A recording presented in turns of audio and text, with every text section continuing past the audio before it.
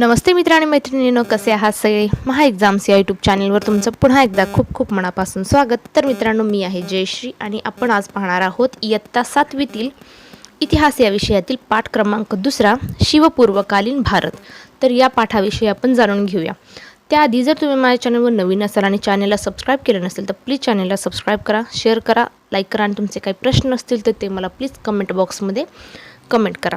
त्यानंतर जर तुम्ही याआधीचे जे महा-TETसाठी जे आवश्यक घटक आहेत तो व्हिडिओ पाहिला नसेल, त्याच्यावर ऑलरेडी आपण व्हिडिओ तयार केलेला आहे. ते जर व्हिडिओ पाहिले नसतील तर त्याची लिंक मी डिस्क्रिप्शन बॉक्समध्ये देईल, जाऊन चेक करा, ते नक्कीच तुमच्या उपयोगाला पडतील. चला तर मग आपल्या विषयाकडे वळूयात. तर शिवपूर्वकालीन भारत.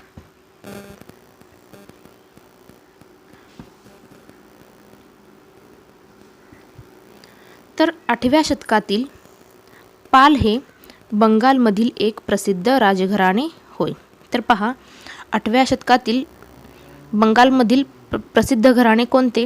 तर पाल हे होय. त्यानंतर मध्य भारतात गुर्जर प्रतिहार सत्तेने आंध्र, कलिंग, विदर्भ, पश्चिम मिळून काठेवाड, कनौज, गुजरातपर्यंत सत्तेचा विस्तार केला. तर पहा, त्यांनी मध्य भारतात गुर्जर प्रतिहार सत्तेने आंध्र, कलिंग, विदर्भ, पश्चिम मिळून काठेवाड, कनौज, गुजरातपर्यंतचा विस्तार त्यांनी केला.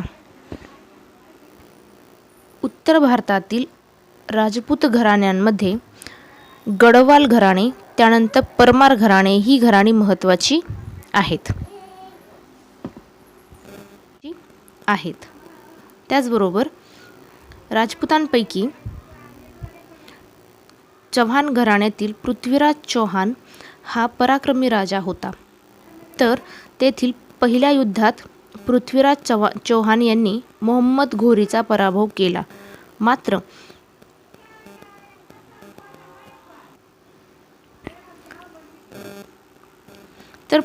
पहिल्या युद्धात म्हणजे तराईच्या पहिल्या युद्धात पृथ्वीराज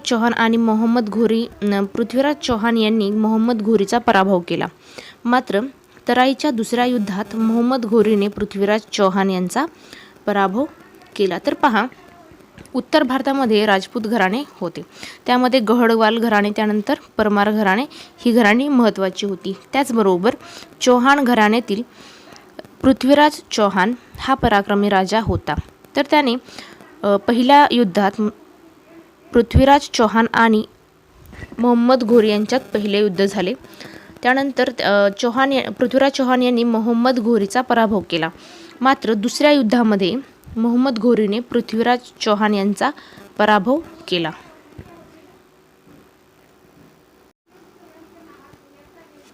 पुढे पाहूया. तमिळनाडूतील चोल घराण्यातील राजा राज पहिला आणि राजेंद्र पहिला हे राजे महत्त्वाचे होते.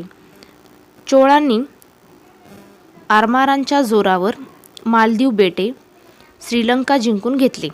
कर्नाटकातील होयसळ घराण्यातील विष्णुवर्धन या राजाने संपूर्ण कर्नाटक जिंकले. तर पहा, तमिळनाडूतील चोळ घराण्यातील राजाराज पहिला, त्यानंतर राजेंद्र पहिला हे जे राजे होते ते महत्त्वाचे होते. चोळांनी आरमाराच्या जोरावर मालदीव बेट, श्रीलंका जिंकून घेतली. त्याचबरोबर कर्नाटकातील होयसळ जे घराणे होते त्यातील विष्णुवर्धन हा जो राजा होता त्यांनी संपूर्ण कर्नाटक जिंकून घेतले होते. त्यानंतर महाराष्ट्रातील राष्ट्रकूट घराण्यातील गोविंद तिसरा याच्या कारकिर्दीत राष्ट्रकूट सत्ता कनौजपासून रामेश्वरपर्यंत पसरली होती. तर पहा, महाराष्ट्रातील जे राष्ट्रकूट घराणे होते त्या घराण्यातील गोविंद तिसरा हा जो राजा होता त्याच्या कारकिर्दीत राष्ट्रकूट सत्ता कनौजपासून रामेश्वरपर्यंत पसरली होती. त्यानंतर पुढे कृष्ण तिसरा याने अलाहाबादपर्यंतचा प्रदेश जिंकून घेतला.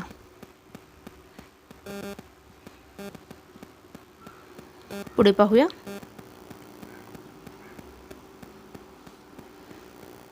शिलाहारांची 3 घराणी पश्चिम महाराष्ट्रात उदयास आली.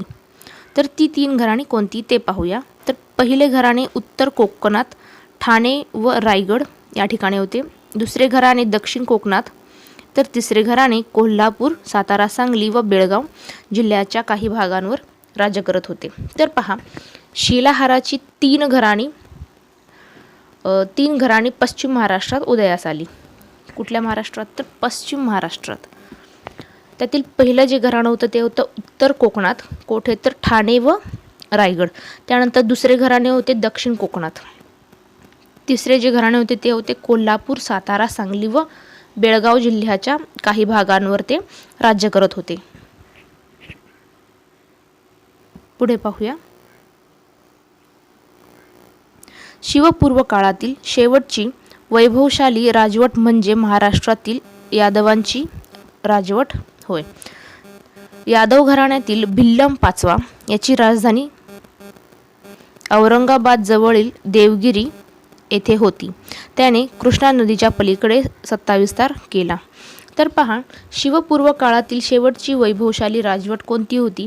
तर ती होती महाराष्ट्रातील यादवांची राजवट. तर यादव घराण्यातील भिल्लम पाचवा याची राजधानी औरंगाबाद जवळील देवगिरी येथे होती. त्याने कृष्णा नदीच्या पलीकडे सत्ता विस्तार केला होता. पुढे पाहूया. मराठी भाषा आणि साहित्य यांचा सुवर्णकाळच म्हणावा लागेल. याच काळात महाराष्ट्रात महानुभाव व वारकरी या संप्रदायाचा उदय झाला. तर पहा, मराठी भाषा आणि साहित्य यांचा सुवर्णकाळच म्हणावा लागेल. कोणता काळ? तर यादव काळ. तर याच काळात महाराष्ट्रात महानुभाव व वारकरी संप्रदायाचा उदय झाला. कोणाच्या काळात? तर यादवांच्या काळात. पुढे पाहूया.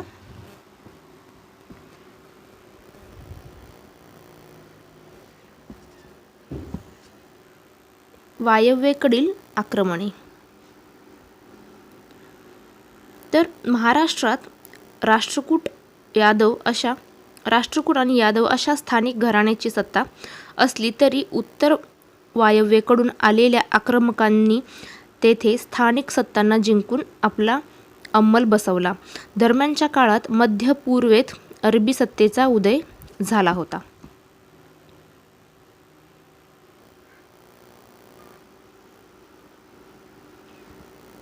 साम्राज्याचा विस्तार करण्यासाठी अरब सत्ताधीश भारताकडे वळाले. 8व्या शतकामध्ये महम्मद बिन कासिम या अरबी सेनाने सिंध प्रांतावर स्वारी केली. तेथील दाहिर राजाचा प्रतिकार मोडून काढून त्याने सिंध प्रांत जिंकला. या स्वारीमुळे अरबांचा भारताशी राजकीय संबंध प्रथमच आला. पुढील काळात मध्य आशियातील तुर्क, अफगाण, मुघल हे लोक भारतात आले आणि त्यांनी भारतात आपली सत्ता स्थापन केली. तर पहा, साम्राज्याचा विस्तार करण्यासाठी अरब सत्ताधीश भारताकडे वळाले होते. त्यानंतर 8व्या शतकामध्ये लक्षात ठेवा, तर 8व्या शतकामध्ये महम्मद बिन कासिम या अरबी सेनाने सिंध प्रांतावर स्वारी केली. त्यावेळेला सिंध प्रांताचा राजा कोण होता? तर दाहिर राजा होता. दाहिर राजाचा प्रतिकार मोडून काढून त्याने सिंध प्रांत जिंकला. कोणी? तर महम्मद बिन कासिम याने दाहिर राजाचा पराभव केला आणि सिंध प्रांत जिंकला. या स्वारीमुळे अरबांचा भारताशी राजकीय संबंध प्रथमच आला. यापुढील काळात मध्य आशियातील तुर्क, अफगाण, मुघल हे जे लोक आहेत हे लोक भारतात आले आणि त्यांनी भारतात आपली सत्ता स्थापन केली. पुढे पाहूया. इसवी सनाच्या 11व्या शतकात भारतावर तुर्कांची आक्रमणे होऊ लागली. ते आपल्या सत्तेचा विस्तार करत भारताच्या वायव्य सरहद्दपर्यंत आले. तर पहा, इसवी सनाच्या 11व्या शतकात भारतावर तुर्कांची आक्रमणे होऊ लागली. आपल्या सत्तेचा विस्ताराकरता त्यांनी भारताच्या वायव्य सरहद्दीपर्यंत पोहोचले. गजनीचा सुलतान महम्मद याने भारतावर अनेक स्वाऱ्या केल्या. या स्वाऱ्या त्याने मथुरा, वृंदावन, कनौज, सोमनाथ येथील संपन्न मंदिरे लुटून तेथील प्रचंड संपत्ती आपल्यासोबत नेली. तर पहा, गजनीचा जो सुलतान होता महम्मद याने भारतावर अनेक स्वाऱ्या केल्या. या स्वाऱ्यात त्याने कोठे स्वाऱ्या केल्या तर मथुरा, वृंदावन, कनौज, सोमनाथ येथील संपन्न मंदिरे त्यांनी लुटली. तसेच त्याचबरोबर तेथील प्रचंड संपत्ती आपल्याबरोबर नेली. पुढे पाहूया. उत्तरेतील सुलतानशाही. तर इसवी सन 1175 आणि 1178 मध्ये अफगाणिस्तानातील घोर येथील सुलतान मोहम्मद घोरी याने भारतावर आक्रमण केले. भारतातील जिंकून घेतलेल्या प्रदेशाचा कारभार पाहण्यासाठी त्यांनी कुतुबुद्दीन ऐबक याची नेमणूक केली. तर पहा, 11व्या शतकामध्ये वायव्येकडील जे प्रांत होते ते प्रांत 11व्या शतकामध्ये आक्रमण करतात. तर इसवी सन 1175 मध्ये आणि 1178 मध्ये अफगाणिस्तानातील घोर येथील सुलतान मोहम्मद घोरी हा अफगाणिस्तानातील घोर येथील सुलतान होता. त्याने भारतावर आक्रमण केले आणि भारत जिंकून घेतला. आणि जिंकलेल्या प्रदेशाचा कारभार पाहण्यासाठी पहा, भारतातील जिंकलेल्या प्रदेशाचा कारभार पाहण्यासाठी त्याने कुतुबुद्दीन ऐबक याची नेमणूक केली.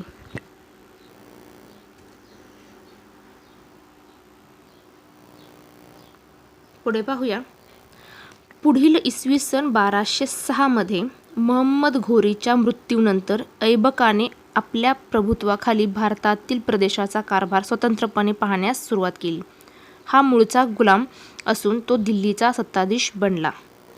तर पहा, जो कुतुबुद्दीन ऐबक होता त्याची नेमणूक भारतातील जिंकलेला कारभार पाहण्यासाठी त्याची नेमणूक मोहम्मद घोरी यांनी केली होती. तर 1206 मध्ये मोहम्मद घोरीचा मृत्यू होतो. त्यानंतर ऐबकाने आपल्या प्रभुत्वाखाली भारतातील प्रदेशाचा कारभार स्वतंत्रपणे पाहायला सुरुवात करतो. कुतुबुद्दीन ऐबक हा मूळचा कोण होता तर गुलाम होता. तो मूळचा गुलाम असून तो दिल्लीचा आता सत्ताधीश बनला होता. इसवी सन 1210 मध्ये त्याचा मृत्यू होतो. तर पहा, कुतुबुद्दीन ऐबकाचा मृत्यू कधी झाला तर 1210 मध्ये झाला.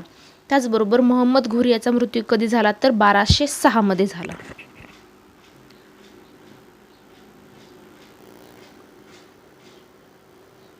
पुढे पाहूया. इब्राहिम लोदी हा शेवटचा सुलतान होय. त्याच्या स्वभाव दोषामुळे त्याला अनेक शत्रू निर्माण झाले. पंजाबचा सुभेदार दौलत खान लोदी याने काबूल येथील मुघल सत्ताधीश बाबर यास इब्राहिम लोदी विरुद्ध पाचारण केले. तर पहा, इब्राहिम लोदी हा शेवटचा सुलतान होता. त्याचा स्वभाव दोषामुळे त्याला अनेक शत्रू निर्माण झाले होते. पंजाबचा सुभेदार कोण होता तर दौलत खान लोदी याने काबूल येथील मुघल सत्ताधीश बाबर यास इब्राहिम लोदी विरुद्ध पाचारण केले. तर पहा, दौलत खान लोदी हा कोठील सुभेदार होता तर पंजाबचा सुभेदार होता. दौलत खान लोदी याने काबूल येथील मुघल सत्ताधीश बाबर यास इब्राहिम लोदी विरुद्ध पाचारण केले. बाबर आणि इब्राहिम लोदी यांच्यात लढाई होते. या लढाईत बाबराने इब्राहिम लोदीचा पराभव केला आणि त्याचबरोबर सुलतानशाहीचा शेवटही झाला. तर पहा, दौलत खान लोदी याने काबूल येथील मुघल सत्ताधीश बाबर यास इब्राहिम लोदी विरुद्ध पाचारण केले आणि बाबर आणि इब्राहिम लोदी यांच्यात लढाई झाली. या लढाईत बाबराने इब्राहिम लोदीचा पराभव केला आणि त्याचबरोबर सुलतानशाहीचा शेवटही झाला.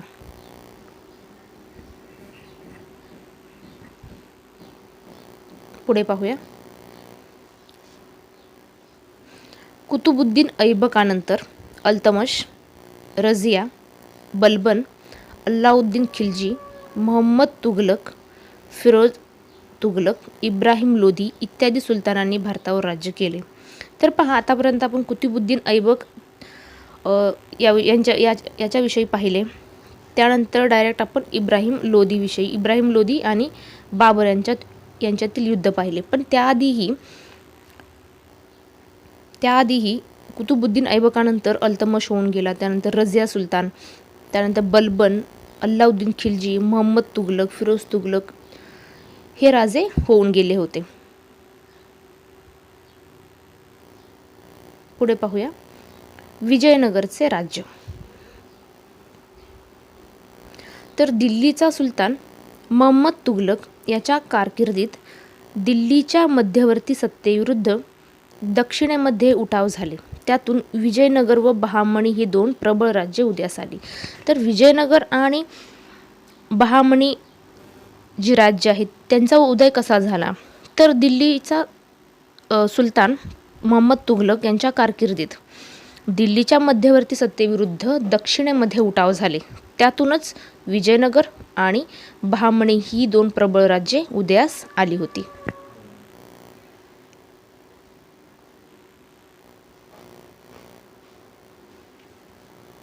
हरिहर व बुक्क हे दक्षिण भारतातील दोघे भाऊ दिल्लीच्या सुलतानशाहीच्या सेवेत सरदार म्हणून होते. त्यांनी मोहम्मद तुघलकाच्या काळात दक्षिणेत राजकीय अस्थिरतेचा फायदा घेऊन ते इसवी सन 1336 मध्ये दक्षिणेत विजयनगराची स्थापना केली. तर पहा, हरिहर व बुक्क हे दक्षिण भारतातील दोघे भाऊ दिल्लीच्या सुलतानशाहीच्या सेवेत सरदार म्हणून होते. कोण होते, तर हरिहर आणि बुक्क हे दिल्लीच्या सुलतानशाहीच्या सेवेत सरदार म्हणून होते. त्यांनी मोहम्मद तुघलकाच्या काळात दक्षिणेत राजकीय अस्थिरतेचा फायदा घेऊन 1336 मध्ये दक्षिणेत विजयनगरचे साम्राज्य किंवा राज्य स्थापन त्यांनी केले.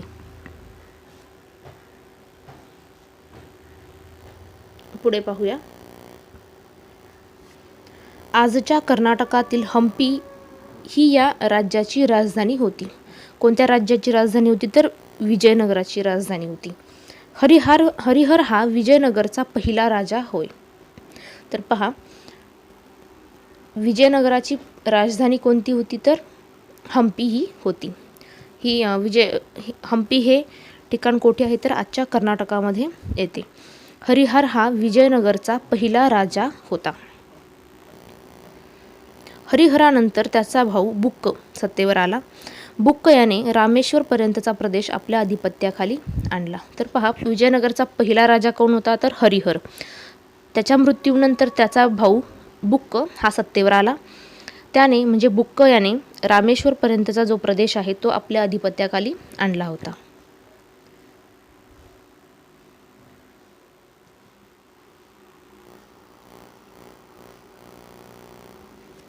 पुढे पाहूया कृष्णदेवराय. तर कृष्णदेवराय इसवी सन 1509 मध्ये विजयनगरच्या गादीवर आला. त्याने विजयवाडा आणि राजमहेंद्री हे प्रदेश जिंकून आपल्या राज्यास जोडले. तर पहा, कृष्णदेवराय इसवी सन 1509 मध्ये विजयनगरच्या गादीवर आला. त्याने विजयवाडा आणि राजमहेंद्री हे जे प्रदेश आहेत ते प्रदेश जिंकून आपल्या राज्यास जोडले. बहामनी सुलतान महमूद शहा याच्या नेतृत्वाखाली एकत्रित आलेल्या सुलतानाच्या सैन्य संघाचा त्याने पराभव केला. तर पहा, बहामनी सुलतान महमूद शहा याच्या नेतृत्वाखाली एकत्रित आलेल्या सुलतानाच्या सैन्य संघाचा कोणी पराभव केला, तर कृष्णदेवरायांनी पराभव केला.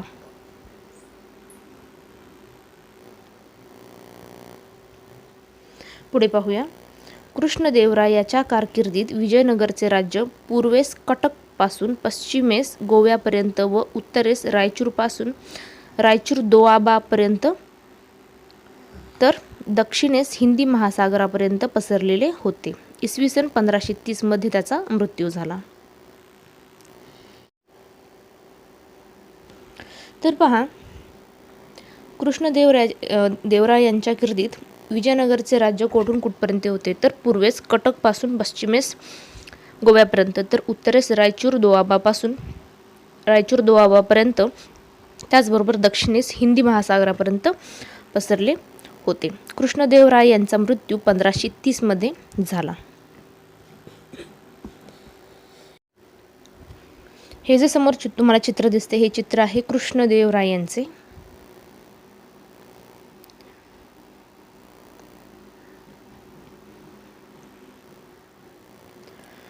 पुढे पाहूया. कृष्णदेवराय हा विद्वान होता. त्याने तेलुगू भाषेमध्ये अमुक्तमाल्यदा हा राजनैतिक विषयक ग्रंथ लिहिला. तर पहा, कृष्णदेवराय यांनी तेलुगू भाषेमध्ये अमुक्तमाल्यदा हा राजनैतिक विषयक ग्रंथ कृष्णदेवराय यांनी लिहिला. त्यांच्या कारकिर्दीत विजयनगरमध्ये 1000 राम मंदिर, विठ्ठल मंदिराचे बांधकाम झाले. कृष्णदेवरायानंतर विजयनगरच्या राज्याला उतरती कळा आली. तर पहा, कृष्णदेवराय हा विद्वान होता. त्याने तेलुगू भाषेमध्ये अमुक्तमाल्यदा हा राजनीती विषयक ग्रंथ लिहिला. त्यानंतर त्याच्याच कारकिर्दीत विजयनगरमध्ये 1000 राम मंदिर, विठ्ठल मंदिराचे बांधकाम झाले. कृष्णदेवरायानंतर विजयनगरच्या राज्याला उतरती कळा आली.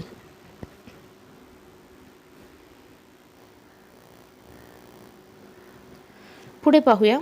आजच्या कर्नाटक राज्यातील तालिकोट येथे एकीकडे आदिलशाही, निजामशाही, कुतुबशाही, बरीदशाही आणि दुसऱ्या बाजूला विजयनगरचा राजा. विजयनगरचा राजा त्यावेळी रामराय यांच्यात इसवी सन 1565 मध्ये लढाई झाली.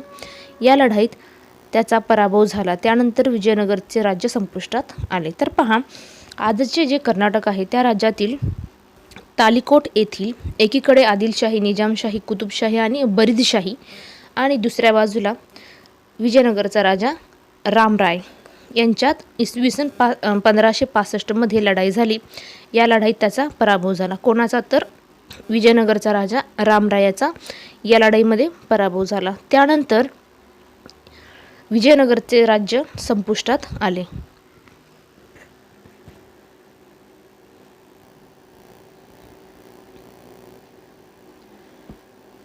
पुढे पाहूया. बहामनी राज्य.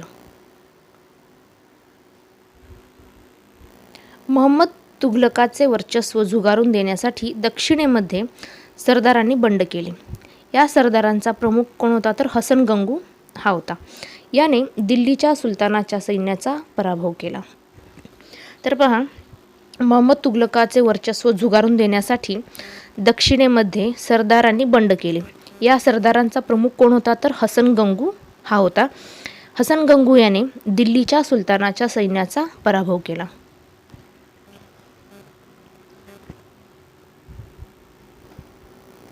पुढे पाहूया. इसवी सन 1347 मध्ये नवीन राज्य अस्तित्वात आली. याला बहामनी राज्य असे म्हणतात. हसन गंगू हा बहामनी राज्याचा पहिला राजा पहिला सुलतान झाला. त्याने कर्नाटक राज्यातील गुलबर्गा येथील आपली राजधानी स्थापन केली. तर पहा, 1347 मध्ये नवीन राज्य अस्तित्वात आले. हसन गंगू याने दिल्लीच्या सुलतानाच्या सैनिकांचा पराभव केला. त्यानंतर 1347 मध्ये नवीन राज्य अस्तित्वात केले. त्याला आपण बहामनी राज्य असे म्हणतो. तर हसन गंगू हा बहामनी राज्याचा पहिला सुलतान झाला. त्याने कर्नाटक राज्यातील गुलबर्गा त्यालाच आज आपण कलबुर्गी असेही त्याचे नाव बदलण्यात आलेलं आहे. आता त्याला गुलबर्गा म्हणण्याऐवजी कलबुर्गी असे म्हणतात. येथे आपली राजधानी स्थापन केली.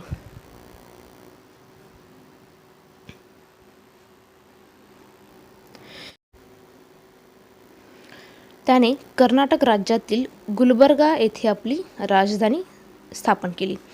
म्हणजे बहामनी राज्याची राजधानी कोणती होती तर गुलबर्गा होती. बहामनी राज्याचा पहिला सुलतान कोण होता तर हसन गंगू हा होता. तर बहामनी राज्याची स्थापना कधी झाली तर 1347 मध्ये. पुढे पाहूया. महमूद गवान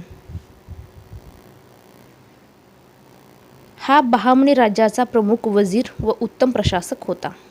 कोण तर महमूद गवान हा बहामनी राज्याचा प्रमुख वजीर व उत्तम प्रशासक होता. त्याने बहामनी राज्यास आर्थिक सामर्थ्य प्राप्त करून दिले होते. त्यानंतर त्यांनी सैनिकांना जहागिरी देण्याऐवजी रोख पगार देण्यास सुरुवात केली. सैन्यामध्ये शिस्त आणली, जमीन महसूल व्यवस्थेत सुधारणा केल्या, येथील अरबी व फारसी विद्यांच्या अभ्यासासाठी मदरसा स्थापन केल्या. तर पहा, महमूद गवान हा कोण होता तर बहामनी राज्याचा तो वजीर व उत्तम प्रशासक होता. त्याने बहामनी राज्यास आर्थिक सामर्थ्य प्राप्त करून दिले होते. त्याचबरोबर त्याने सैनिकांना जहागिरी देण्याऐवजी रोख पगार देण्यास सुरुवात केली. त्यानंतर त्याने सैनिकांमध्ये शिस्त आणली, जमीन महसूल व्यवस्थेत सुधारणा केल्या, त्याचबरोबर अरबी व फारसी विद्यांच्या अभ्यासासाठी मदरसा स्थापन केला.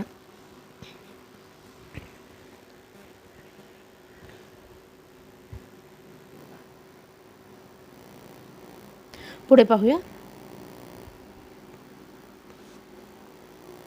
महमूद गवानानंतर बहामनी सरदारांमध्ये गटबाजी वाढीस लागली. त्यांच्यातील संघर्षाचा बहामनी राज्यावर प्रतिकूल परिणाम झाला. तर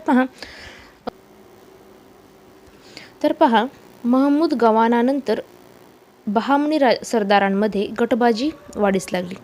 त्यांच्यातील संघर्षाचा बहामनी राज्यावर प्रतिकूल परिणाम झाला. विविध प्रांतातील अधिकारी अधिक स्वतंत्र वृत्तीने वागू लागले. त्यानंतर बहामनी राज्याचे विघटन झाले. त्यातूनच वऱ्हाडची इमादशाही, बिदरची बरीदशाही, विजापूरची आदिलशाही, अहमदनगरची निजामशाही व गोवळकोंड्याची कुतुबशाही अशी बहामनी राज्याची 5 शकले झाली. किती? 5. ती कोणती तर वऱ्हाडची इमादशाही, त्यानंतर बिदरची बरीदशाही, विजापूरची आदिलशाही, अहमदनगरची निजामशाही व गोवळकोंड्याची कुतुबशाही अशी बहामनी राज्याची 5 शकले झाली.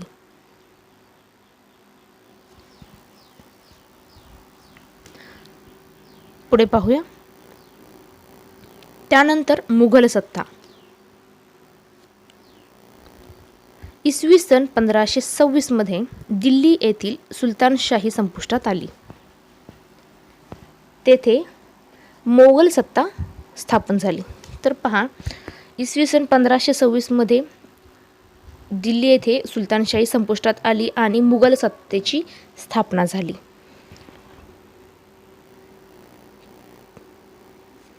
तर बाबर.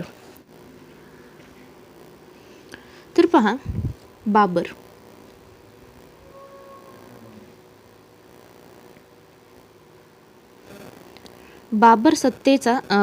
मुघल सत्तेचा संस्थापक होय.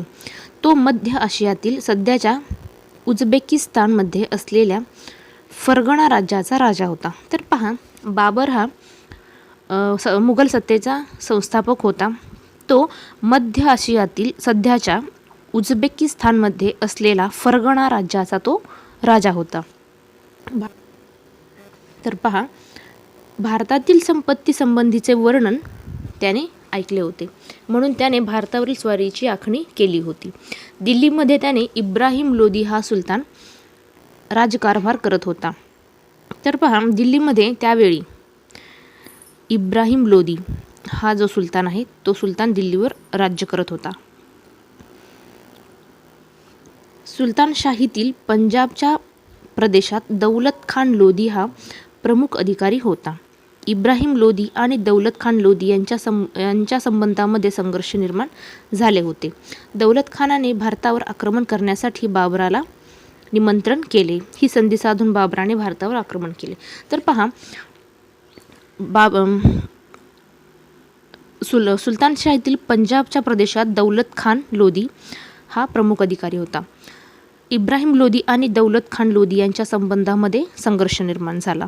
दौलत खानाने भारतावर आक्रमण करण्यासाठी बाबराला निमंत्रण केले. ही संधी साधून बाबराने भारतावर आक्रमण केले. पुढे पाहूया. बाबराच्या आक्रमणाचा प्रतिकार करण्याकरिता इब्राहिम लोदी सैन्य घेऊन निघाला. 21 एप्रिल 1526 मध्ये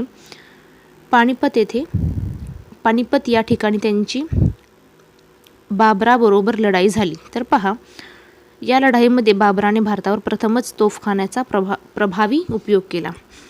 तर दौलत खान लोदी याने बाबराला निमंत्रण दिले.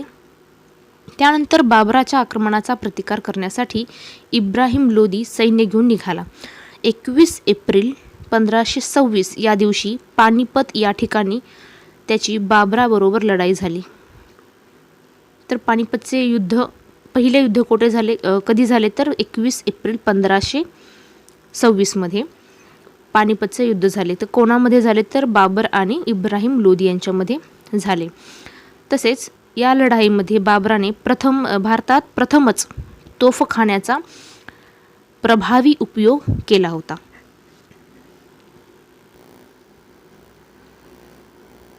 पुढे पाहूया.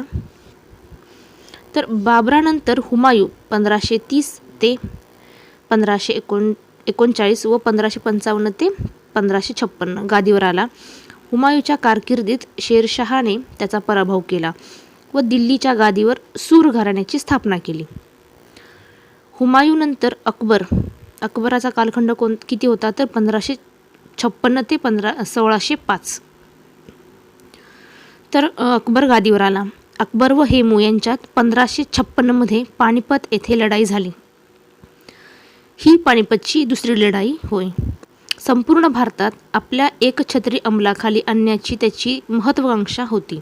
बाबरानंतर जहांगीराचा कालखंड किती आहे तर 1605 ते 1628 हा सम्राट झाला. कोणतर जहांगीर. त्याच्या कारकिर्दीत त्याची पत्नी नूरजहाँ हिने प्रभावी कामगिरी बजावली. जहांगीरानंतर शहाजहानचा कालखंड आहे 1628 ते 1658.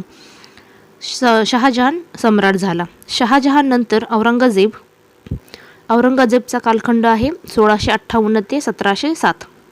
हा दीर्घकाळ सम्राट होता. त्याच्या मृत्यूनंतर मुघल साम्राज्य खिळखिळीत झाले.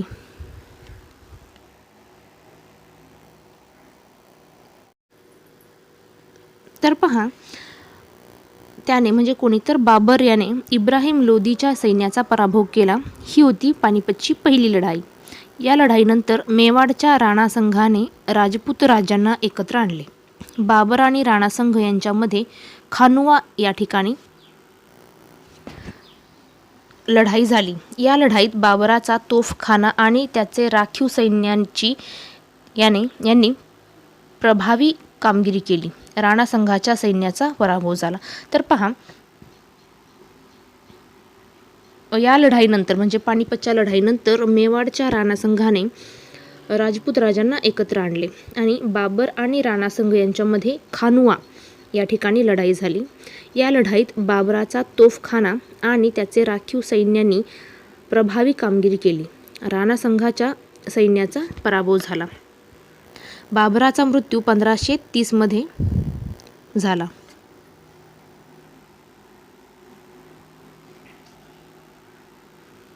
पुढे पाहूया. अकबर हा मुघल घराण्यातील सर्वात कर्तबगार राजा होय. अकबराने भारत स्वतःच्या एकछत्री अंमलाखाली आणण्याचा प्रयत्न केला तेव्हा त्याला विरोध झाला. महाराणा प्रताप, त्यानंतर चांद बेबी, राणी दुर्गावती यांनी अकबराविरुद्ध केलेले संघर्ष उल्लेखनीय आहेत. ते संघर्ष आपण पुढे पाहणारच आहोत.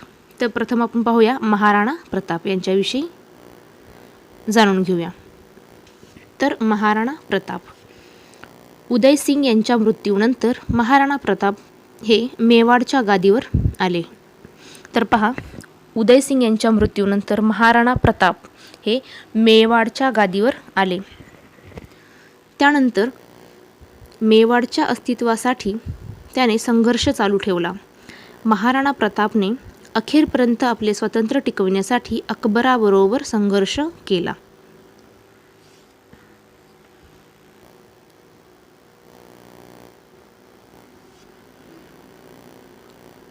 पराक्रम, शौर्य, स्वाभिमान, त्याग इत्यादी गुणांमुळे तो इतिहासात अजरामर झाला.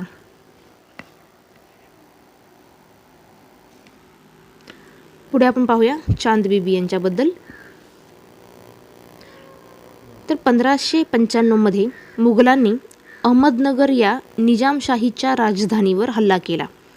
मुघल सैन्याने अहमदनगरच्या किल्ल्याला वेढा दिला. तर पहा, 1595 मध्ये मुघलांनी अहमदनगर या निजामशाहीच्या राजधानीवर हल्ला केला.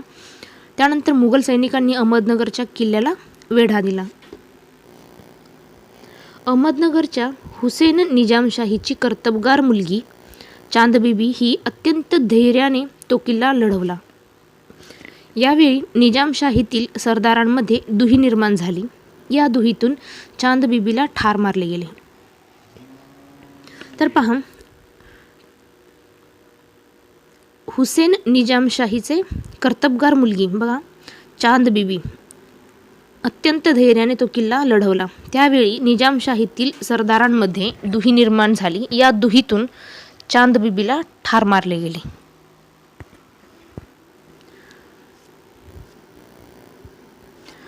पुढे मुघलांनी अहमदनगरचा किल्ला जिंकून घेतला, पण निजामशाहीचे संपूर्ण राज्य मुघलांच्या ताब्यात आले नाही. पुढे आपण पाहूया राणी दुर्गावती यांच्याबद्दल. तर विदर्भाचा पूर्व भाग, त्यांच्या उत्तरेचा मध्य प्रदेशचा भाग, आजचा छत्तीसगडचा पश्चिम भाग, आंध्र प्रदेशचा उत्तर भाग आणि ओडिसाचा पश्चिम भाग हा स्थूल मानाने गोंडवनांचा विस्तार होय. तर राजपुतांच्या घराण्यात जन्मलेली दुर्गावती लग्नानंतर गोंडवनची राणी झाली. तिने उत्तम रीतीने राज्यकारभार केला. मध्ययुगीन इतिहासामध्ये गोंडवनची राणी दुर्गावती हिने मुघलांविरुद्ध दिलेला लढा महत्त्वाचा आहे. तर पहा, गोंडवनचा विस्तार कोठून कुठपर्यंत होता, तर विदर्भाचा पूर्व भाग, उत्तरेचा मध्य प्रदेशचा भाग, त्यानंतर आजचा जो छत्तीसगड आहे त्यातील छत्तीसगडचा पश्चिम भाग, आंध्र प्रदेशचा उत्तर भाग आणि ओडिसाचा पश्चिम भाग हा स्थूल मानाने गोंडवनांचा विस्तार होय. तर राजपुतांच्या घराण्यात जन्मलेली दुर्गावती लग्नानंतर गोंडवनची राणी झाली. तिने उत्तम रीतीने राज्यकारभार केला. मध्ययुगीन इतिहासामध्ये गोंडवनची राणी दुर्गावती हिने मुघलांविरुद्ध दिलेला लढा महत्त्वाचा आहे.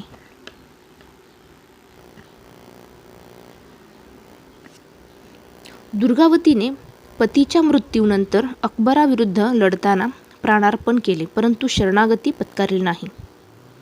तर पहा, राणी दुर्गावतीने पतीच्या मृत्यूनंतर अकबराविरुद्ध लढताना प्राणार्पण केले, परंतु शरणागती पत्करली नाही.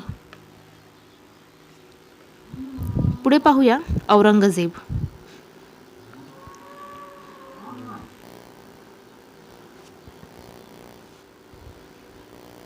तर औरंगजेब हा 1658 मध्ये बादशहा झाला. त्यावेळी मोगल साम्राज्य हे उत्तरेस काश्मीरपासून दक्षिणेस अहमदनगरपर्यंत आणि पश्चिमेस काबूलपासून पूर्वेला बंगालपर्यंत पसरले होते. तर औरंगजेबाने आपल्या कारकिर्दीत पूर्वेकडील आसाम, दक्षिणेतील विजापूरची आदिलशाही व गोवळकोंड्याची कुतुबशाही नष्ट करून त्यांचे प्रदेश आपल्या साम्राज्यास जोडले. तर पहा, औरंगजेब हा 1658 मध्ये बादशाह झाला. त्यावेळी मोगल साम्राज्य हे उत्तरेस काश्मीरपासून दक्षिणेस अहमदनगरपर्यंत आणि पश्चिमेस काबूलपासून पूर्वेला बंगालपर्यंत पसरले होते. त्याने आपल्या कारकिर्दीत पूर्वेकडील आसाम, दक्षिणेतील विजापूरची आदिलशाही व गोवळकोंड्याची कुतुबशाही नष्ट करून तो प्रदेश आपल्या साम्राज्यास जोडले.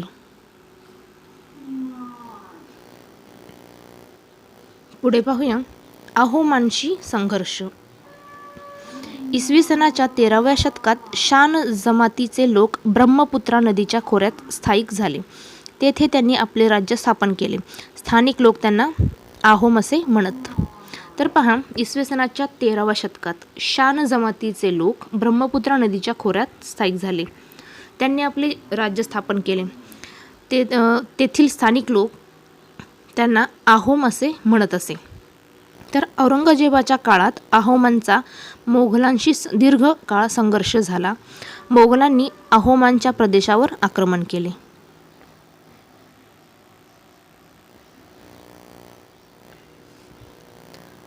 गदाधर सिंह यांच्या नेतृत्वाखाली आहोम संघटना संघटित झाली. तर कोणाच्या नेतृत्वाखाली आहोम संघटना एकत्रित झाली? तर गदाधर सिंह यांच्या नेतृत्वाखाली आहोम संघटित झाली.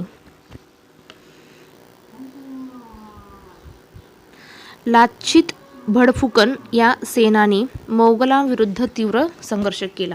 कोणी? तर लाच्छित बडफुकन या सेनानीने मोगलांविरुद्ध तीव्र संघर्ष केला. अहोमांनी मोगलांविरुद्धच्या संघर्षात गनिमी युद्धतंत्राचा अवलंब केला. मुघलांना आसाममध्ये आपली सत्ता दृढ करणे अशक्य झाले होते.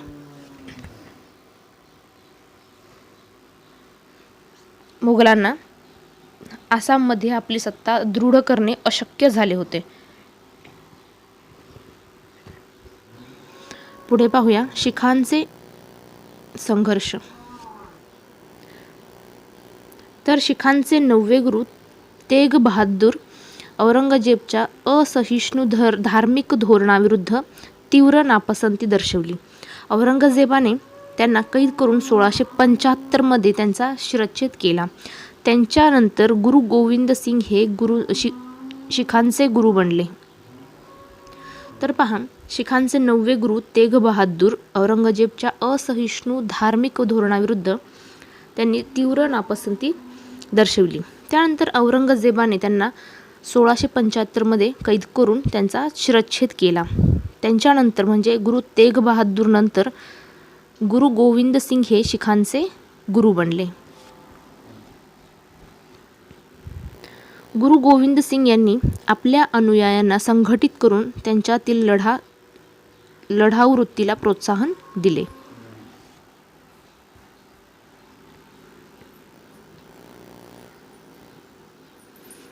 पुढे पाहूया लढाऊ शीख तरुणांचे एक दल उभे केले, त्यास खालसा दल असे म्हणतात. तर पहा, गुरु गोविंद सिंग यांनी आपल्या अनुयायांना संघटित करून त्यांच्यातील लढाऊ वृत्तीला प्रोत्साहन दिले. लढाऊ शीख तरुणांचे एक दल उभे केले, त्या दलाला खालसा दल असे म्हणतात. आनंदपूर हे त्यांचे प्रमुख केंद्र होते. औरंगजेबाने शिखांविरुद्ध सैन्य पाठवले. त्यांच्या सैन्याने आनंदपूरवर हल्ला चढवला. त्यावेळी शिखांनी प्रखर झुंज दिली, परंतु त्यांना यश आले नाही. यानंतर गुरु गोविंद सिंग दक्षिणेत आले. 1708 मध्ये नांदेड मुक्कामी त्यांच्यावर हल्ला झाला. पुढे त्यातच त्यांचे निधन झाले. तर पहा, गुरु गोविंद सिंग यांनी आपल्या अनुयायांना संघटित करून त्यांच्यातील लढाऊ वृत्तीला प्रोत्साहन दिले. लढाऊ शीख तरुणांचे एक त्यांनी दल उभे केले, त्या दलाला आपण खालसा दल असे म्हणतो. आनंदपूर हे त्यांचे मुख्य केंद्र होते. औरंगजेबने शिखांविरुद्ध सैन्य पाठवले. त्यांच्या फौजांनी आनंदपूरवर हल्ला केला. कोणी? तर औरंगजेबच्या सैन्याने आनंदपूरवर हल्ला चढवला. त्यावेळी शिखांनी प्रखरतेने झुंज दिली, परंतु त्यांना यश आले नाही. त्यानंतर गुरु गोविंद सिंग दक्षिणेत आले. 1708 मध्ये नांदेड मुक्कामी होते, त्यांच्यावर हल्ला झाला. पुढे त्यातच त्यांचा मृत्यू झाला किंवा त्यांचे निधन झाले.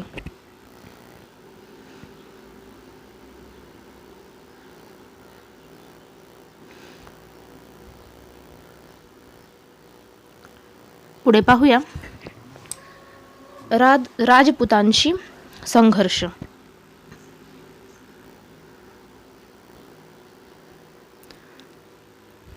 अकबर आणि आपल्या सलोख्याच्या धोरणांनी राजपुतांचे सहकार्य मिळवले होते. बघा, अकबराने आपल्या सलोख्याच्या धोरणांनी राजपुतांचे सहकार्य मिळवले होते, मात्र औरंगजेबाला राजपुतांचे सहकार्य मिळवता आले नाही.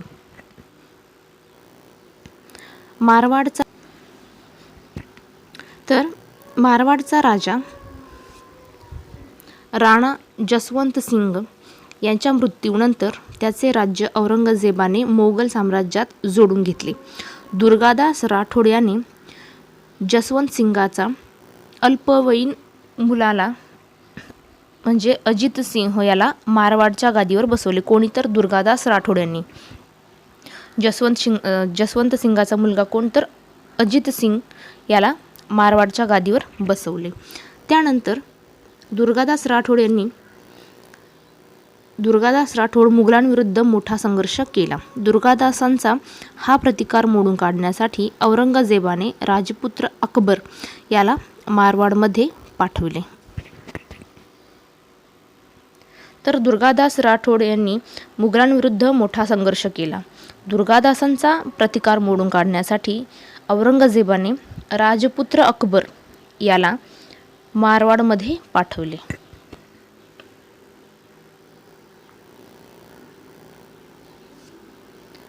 राजपुत्र अकबर हा स्वतः राजपुतांना जाऊन मिळाला आणि त्याने औरंगजेबाविरुद्ध बंड पुकारले. तर पहा, दुर्गादास राठोड यांचा प्रतिकार मोडून काढण्यासाठी औरंगजेबाने राजपुत्र अकबर याला पाठवले होते.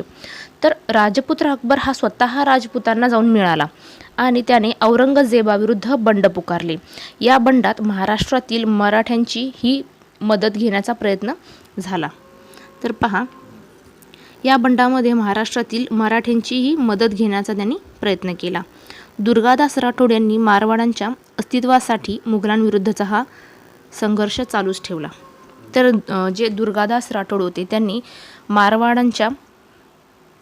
मारवाडच्या अस्तित्वासाठी मुघलांविरुद्धचा हा संघर्ष चालू ठेवला होता.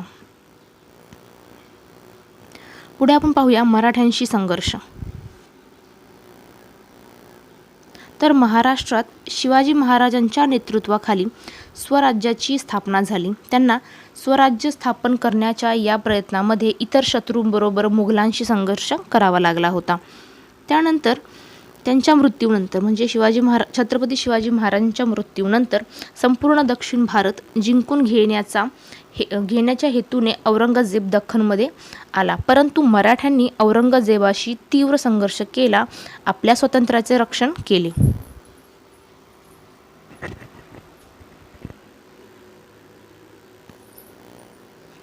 तर मित्रांनो, आजचा व्हिडिओ तुम्हाला कसा वाटला नक्की कमेंट करून कळवा. व्हिडिओ आवडला असेल तर व्हिडिओला लाईक करा, शेअर करा आणि सबस्क्राईब केलं नसेल चॅनलला तर प्लीज सबस्क्राईब करा. चला तर मित्रांनो, थांबूया इथेच, भेटूया पुढच्या व्हिडिओमध्ये. तोपर्यंत धन्यवाद.